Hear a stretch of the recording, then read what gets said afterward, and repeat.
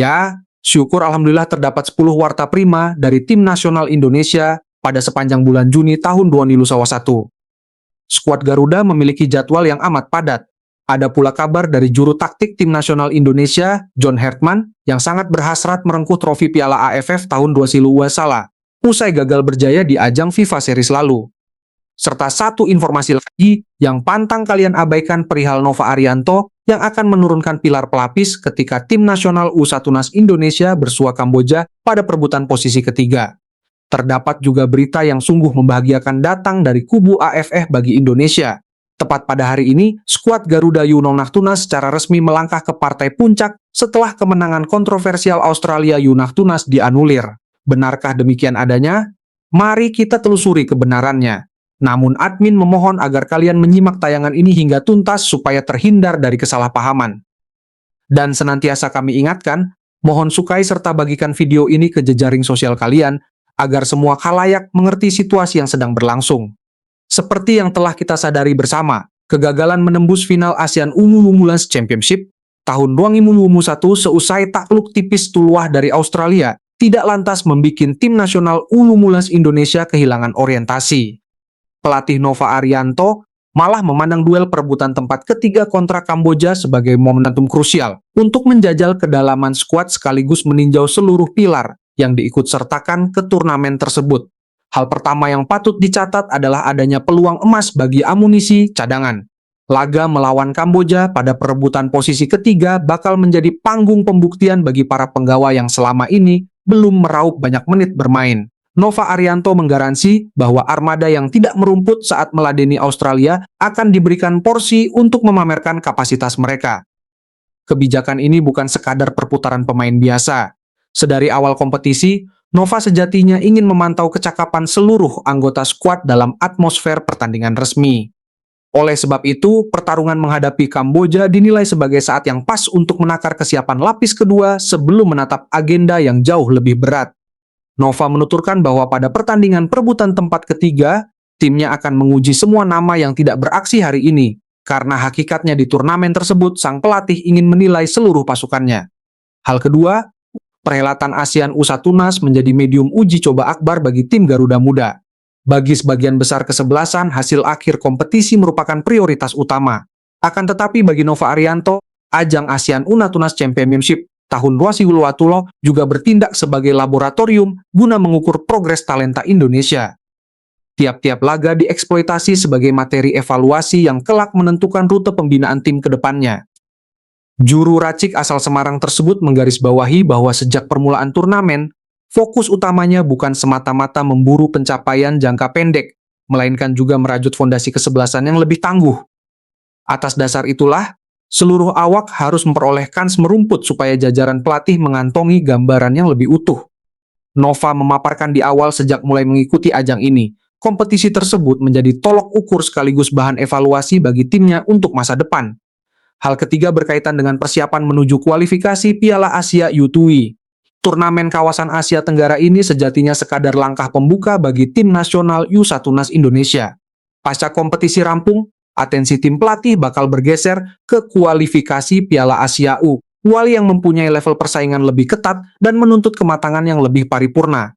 Nova Arianto membeberkan bahwa pelbagai program akan dikaji demi mendongkrak mutu tim.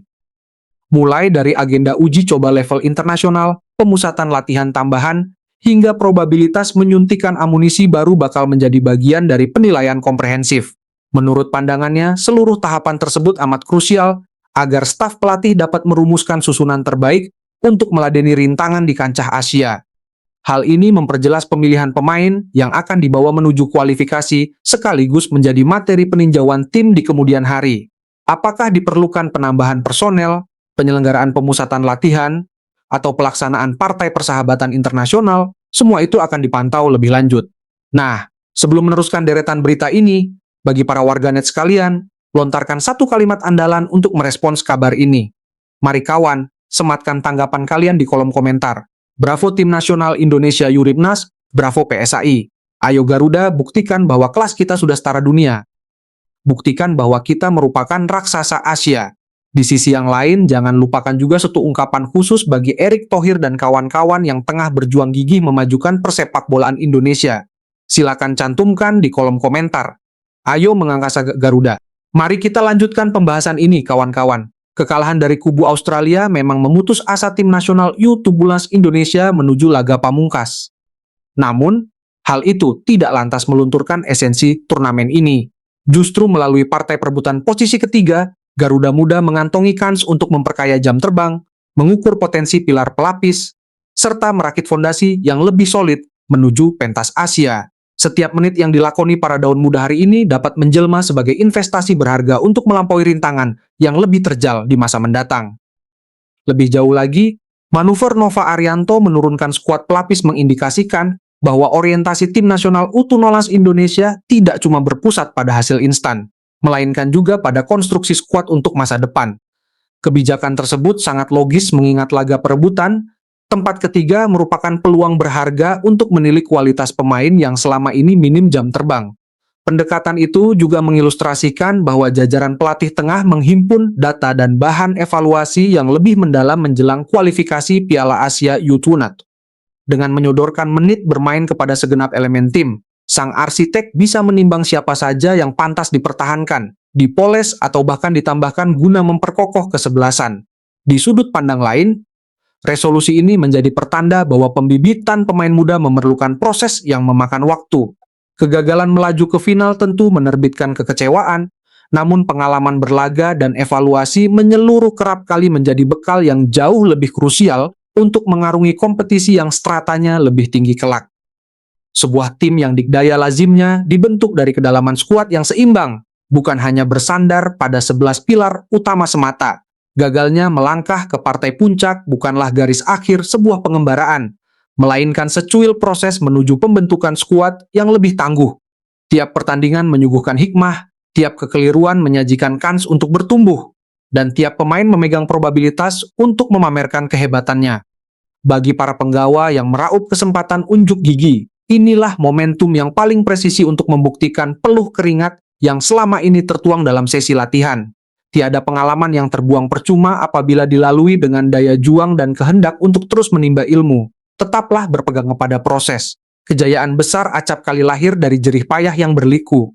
Lewat kerja keras, kedisiplinan, dan tekad yang membaja, tim nasional U17 Indonesia memiliki asa untuk bangkit lebih perkasa dan menatap tantangan di panggung Asia dengan penuh keyakinan.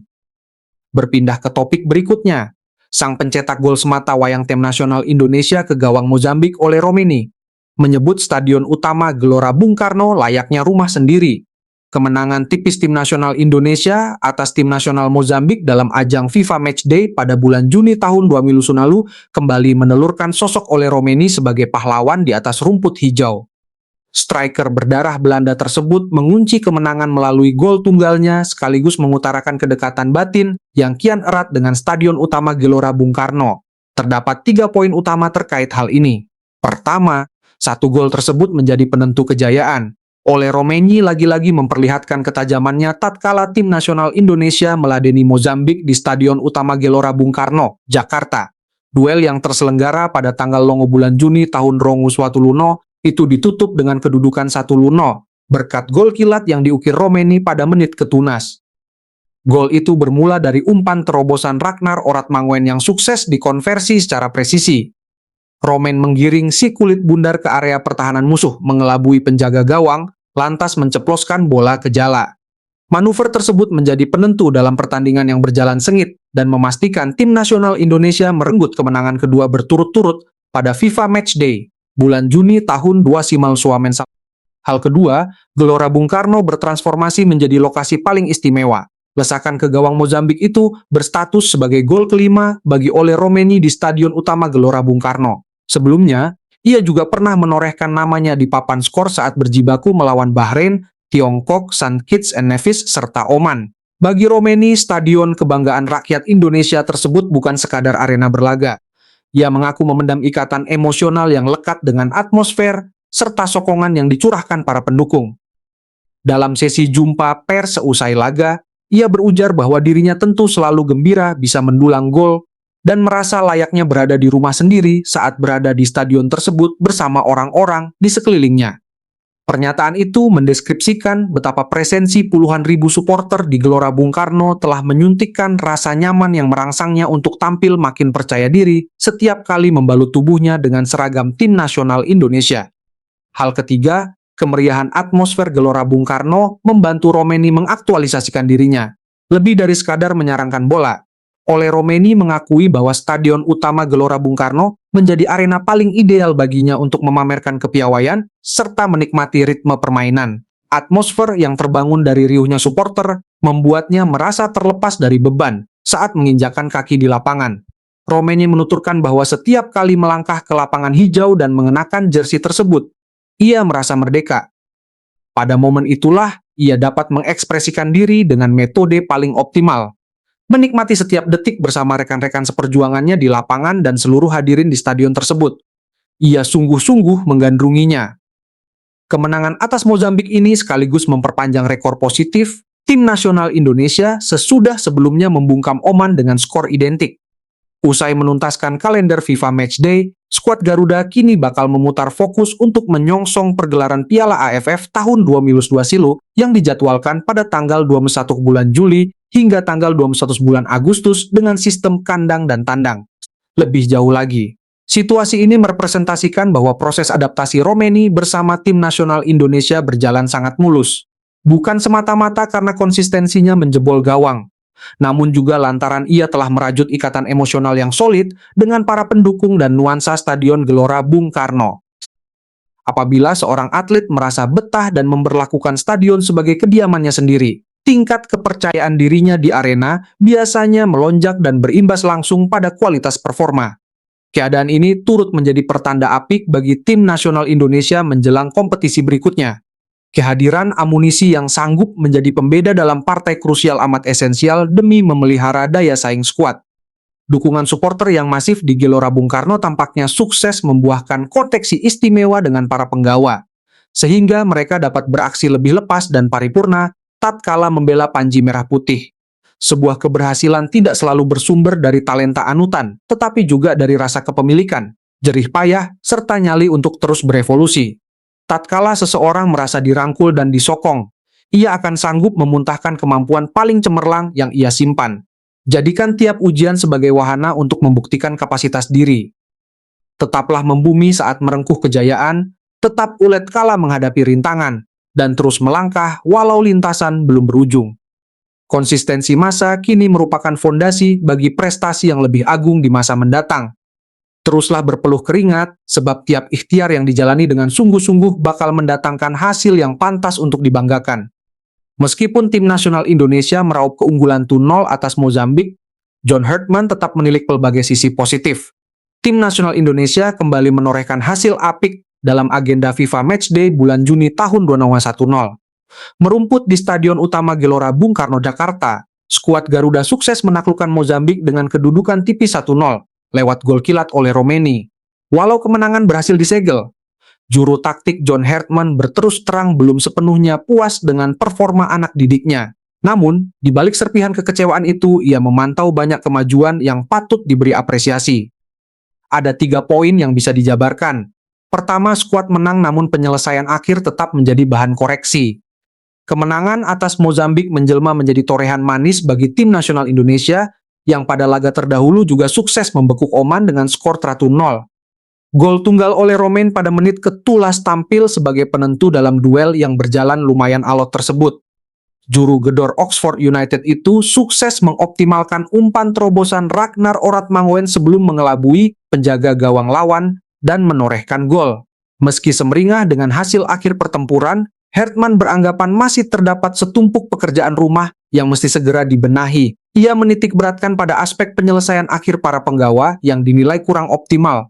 Skuad Indonesia sanggup mengkreasi sederet peluang di sepanjang laga, namun hanya sebiji yang sukses dikonversi menjadi gol. Hartman membeberkan bahwa pasukannya sejatinya mampu mendikte jalannya duel dalam tempo yang lumayan panjang, serta mempertontonkan kualitas permainan yang mumpuni.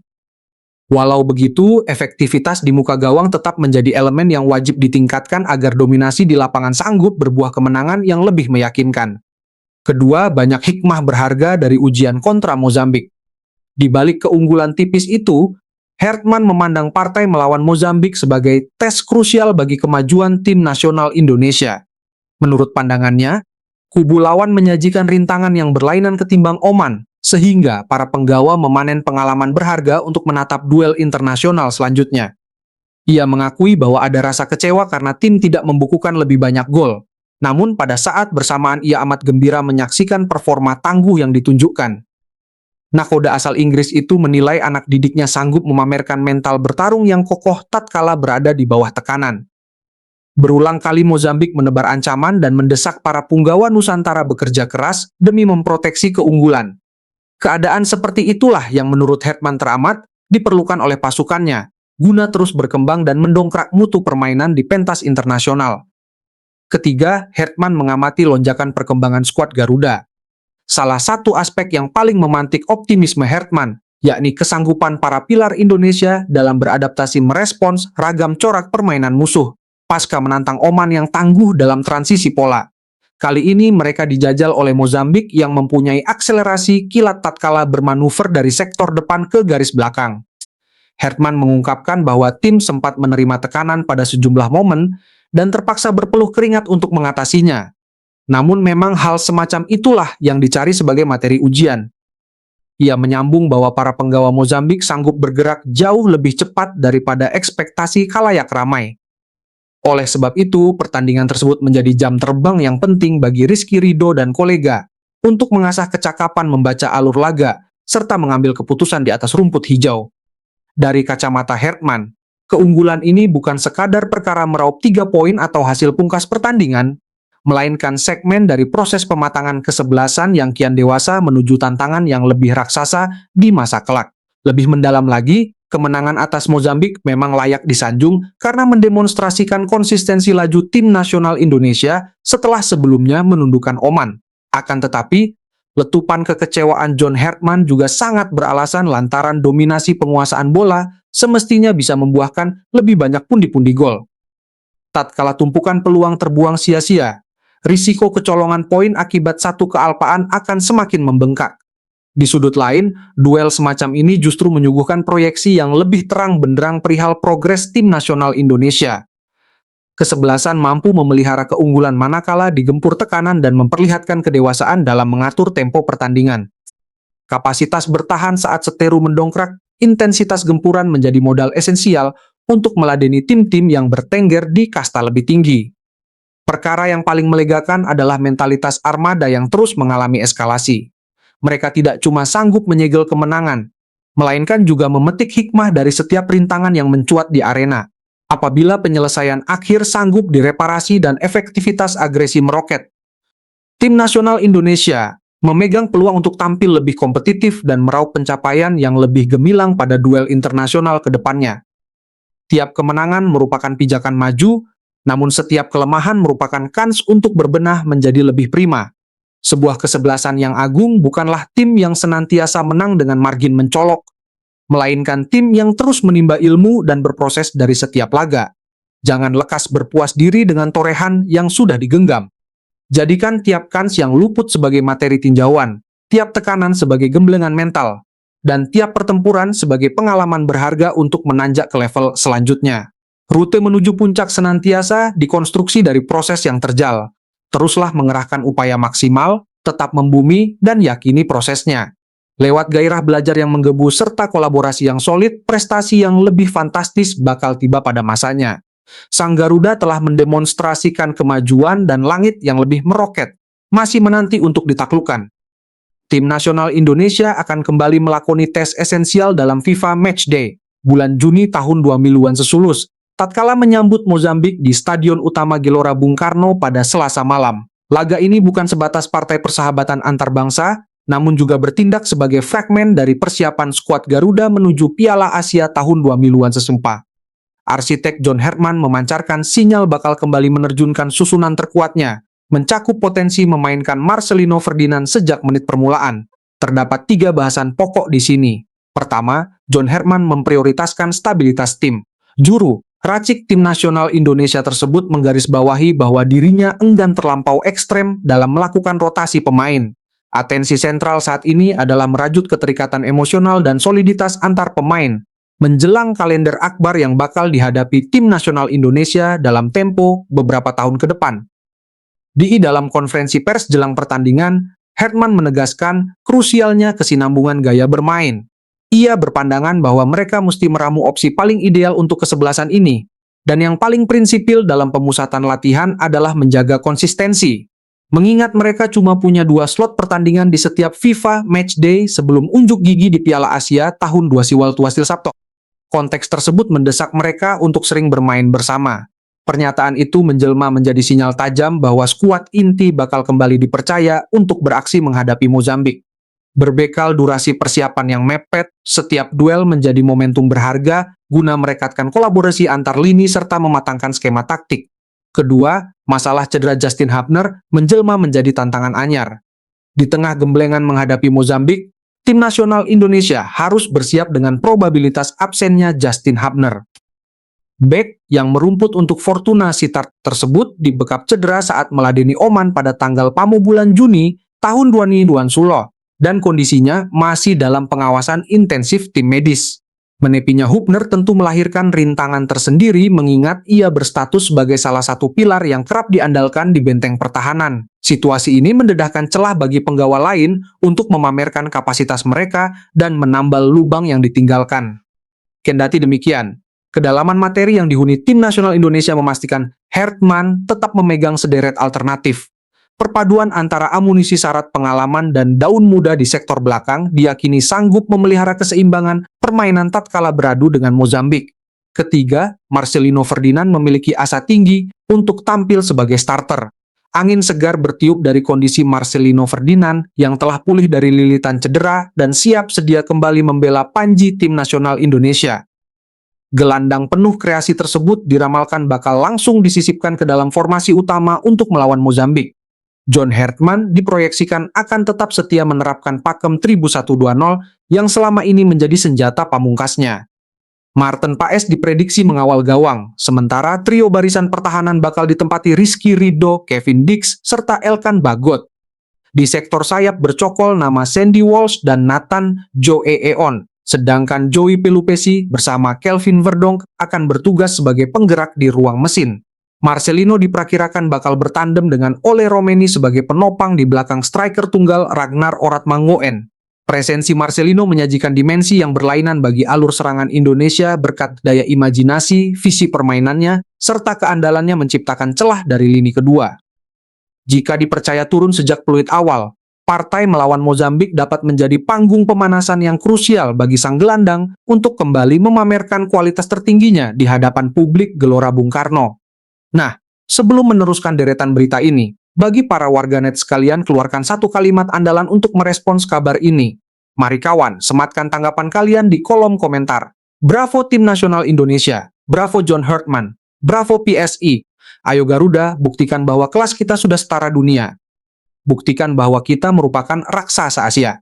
Di sisi yang lain, jangan lupakan juga satu ungkapan khusus bagi Erick Thohir dan kawan-kawan yang tengah berjuang gigih memajukan persepakbolaan Indonesia.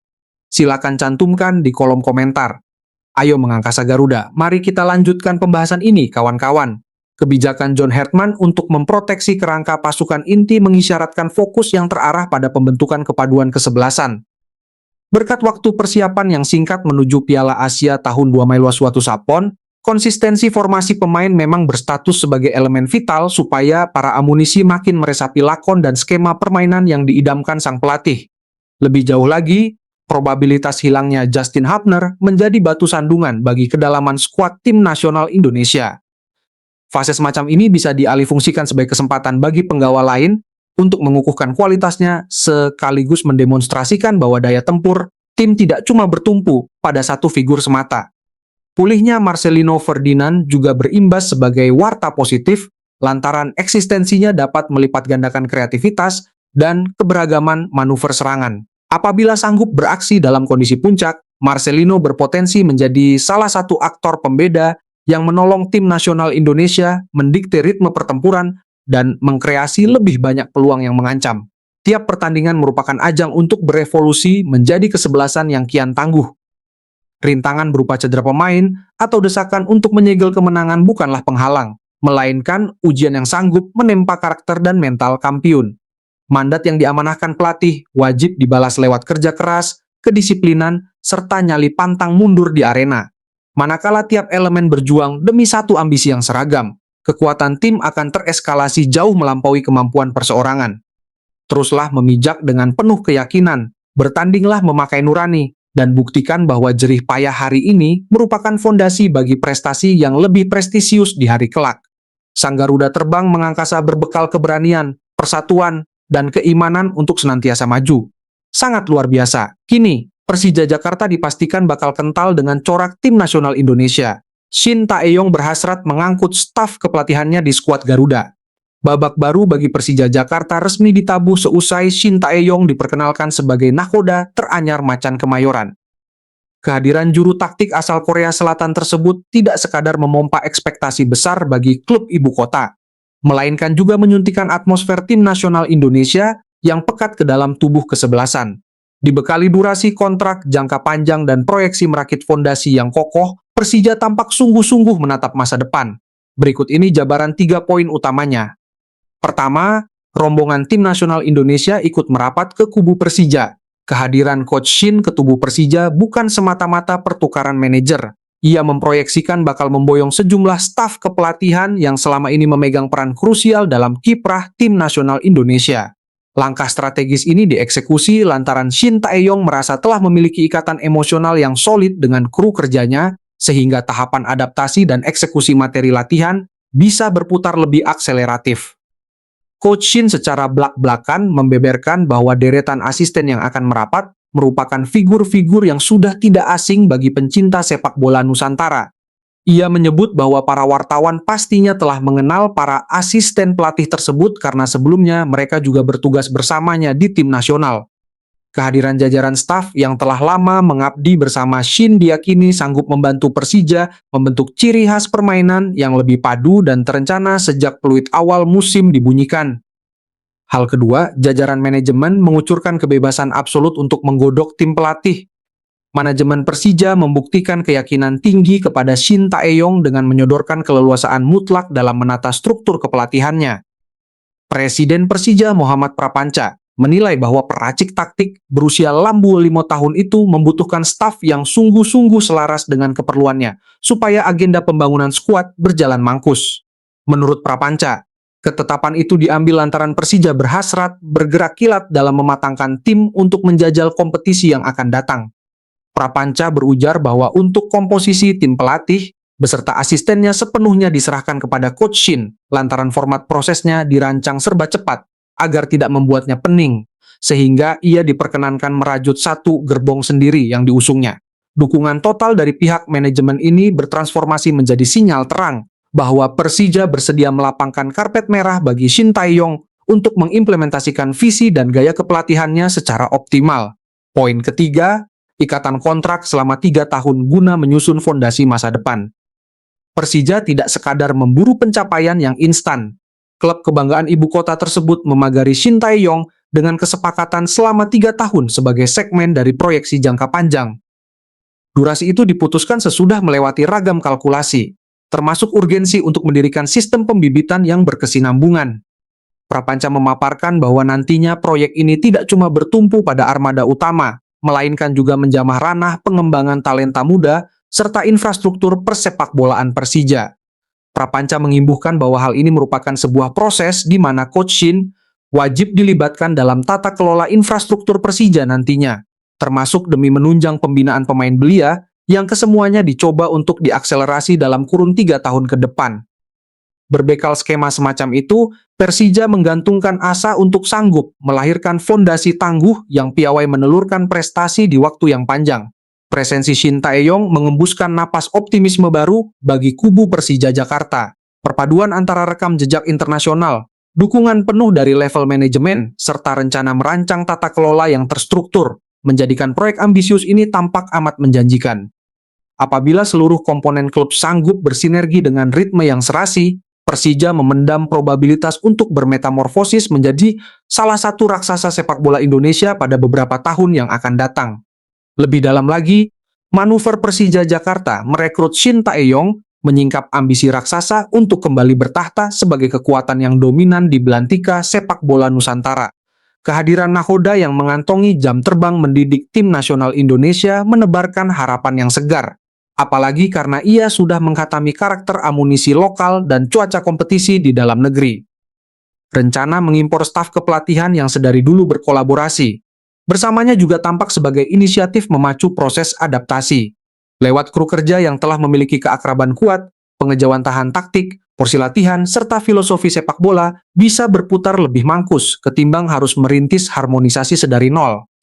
Kesepakatan 3 tahun menjadi indikator bahwa Persija tidak sekadar bernafsu mengejar trofi seumur jagung. Atensi pada pembibitan tunas muda dan perakitan sistem kelembagaan memamerkan eksistensi visi yang lebih luas demi mendirikan pijakan yang lestari. Andai meraup sandaran mutlak dari manajemen dan para pilar. Proyek besar ini berpotensi menggiring Persija bertransformasi menjadi kesebelasan yang lebih kukuh berdaya saing dan konsisten dalam perburuan mahkota juara. Perubahan yang fundamental senantiasa bermula dari keberanian mengeksekusi langkah perdana. Eksistensi figur syarat pengalaman dan proyeksi di masa depan menjelma sebagai pengingat bahwa kejayaan tidak dirakit dalam waktu semalam, melainkan melalui kerja keras, kedisiplinan, dan ketekunan yang dipraktikkan secara persisten. Tiap rintangan adalah wadah untuk bertumbuh lebih kekar. Manakala seluruh elemen memendam niat yang selaras dan sudi bekerja sama, aral yang terkesan mustahil pun bisa disulap menjadi lorong menuju kegemilangan. Teruslah berkonsentrasi pada proses, karena hasil yang megah lazimnya tercipta dari landasan yang dirakit dengan ikhlas sedari detik mula. Masa depan yang benderang bukan cuma porsi milik mereka yang diberkahi bakat, melainkan juga bagian bagi mereka yang pantang berhenti menyerap ilmu, berpeluh, dan meyakini destinasi yang hendak direngkuh. Pada perkembangan lain, John Hertman membedah senjata mematikan Mozambik yang sanggup merepotkan tim nasional Indonesia. Skuad Nusantara Tengah mematangkan diri meladeni Mozambik pada laga persahabatan di Stadion Utama Gelora Bung Karno. Walau berbekal modal kemenangan meyakinkan 2-0 atas Oman, juru racik tim nasional Indonesia, John Hertman menekankan bahwa pertempuran kontra representasi benua Afrika tersebut bakal mengundang ujian yang berlainan corak. Menurut pandangannya, kesebelasan Mozambik mengantongi ciri khas permainan yang bisa membuat skuad Garuda Kepayahan andai bertindak ceroboh. Berikut ini diuraikan 3 aspek utamanya. Hal pertama, transisi super kilat menjadi amunisi yang paling mengancam. John Hertman secara spesifik mewanti-wanti pasukannya untuk menaruh atensi pada akselerasi transisi yang dikuasai kubu Mozambik. Berdasarkan amatan pelatih asal negeri Britania itu, kesebelasan asal Afrika tersebut memelihara gaya bertarung yang amat identik dengan tempo kencang serta mobilitas meroket tatkala beranjak dari mode bertahan menuju penyerangan. Ia mengukur bahwa bahaya paling masif bukan cuma bersumber dari dominasi sirkulasi bola musuh, melainkan juga bertumpu pada kapasitas mereka mengeksploitasi celah kosong dalam hitungan persekian detik. Hertman menyebutkan bahwa Mozambik adalah representasi negara Afrika yang mewarisi corak bertanding teramat khas lewat transisi kilat serta tempo yang meninggi, sehingga timnya wajib awas menghadapi segala skenario yang bakal meletus, yakni situasi yang bisa berujung sedikit semrawut. Penegasan itu memberi sinyal bahwa skuad asuhan Shin Tae-yong mesti menjaga konsentrasi tingkat tinggi sepanjang durasi pertandingan agar tidak terjerembab ke dalam jebakan ritme permainan lawan. Perkara kedua, garis pertahanan yang terlampau tinggi bisa mendatangkan petaka. Pada laga pendahulu melawan Oman, tim nasional Indonesia berlaga secara agresif, memakai pakem pertahanan yang condong menjorok ke depan. Skema taktik itu berbuah manis lantaran skuad Garuda sukses menghegemoni lapangan sekaligus mempertahankan ekuilibrium antara fase ofensif dan defensif. Akan tetapi, kala bersua Mozambik, situasinya diproyeksikan bakal melenceng jauh. Hertman mengkalkulasi bahwa satu kecerobohan minor dalam memagari kedalaman sektor belakang sanggup membuahkan risiko yang fatal. Ia menjabarkan bahwa pergerakan pelari-pelari Mozambik memuluskan langkah mereka merancangkan hanya lewat sepucuk operan terobosan pembelah pertahanan. Hertman mengingatkan bahwa sodoran bola tunggal di area belakang garis pertahanan akan menjelma menjadi malapetaka bagi timnya gara-gara tingkat kecepatan musuh yang fantastis. Oleh karena alasan itulah, Pertandingan kali ini menjadi arena uji coba yang sempurna untuk mengasah kewaspadaan para pemain belakang.